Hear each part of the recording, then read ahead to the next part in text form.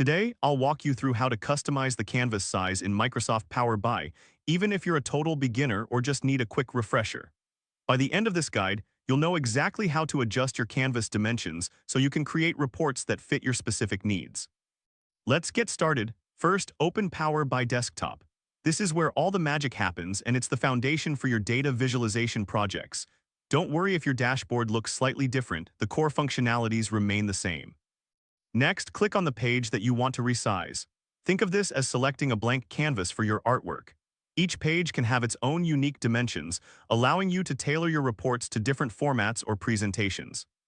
Now navigate to the Visualizations pane on the right side of your screen. This is where you'll find various tools to enhance your report.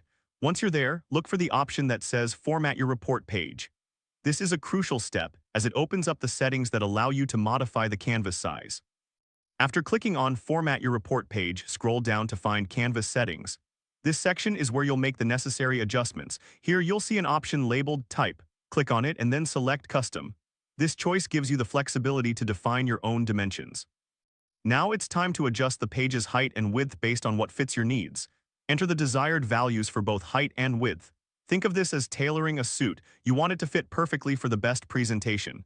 Take your time here. It's totally normal if this takes a moment. Once you've set your custom dimensions, you'll notice how your canvas adapts to the new size. This is a powerful feature that allows you to create visually appealing reports that are perfectly suited for your audience.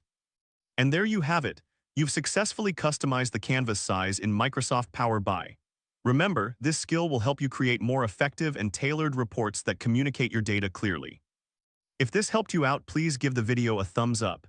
If you run into any issues, leave a comment below. Subscribe for more actionable guides. Thanks for watching.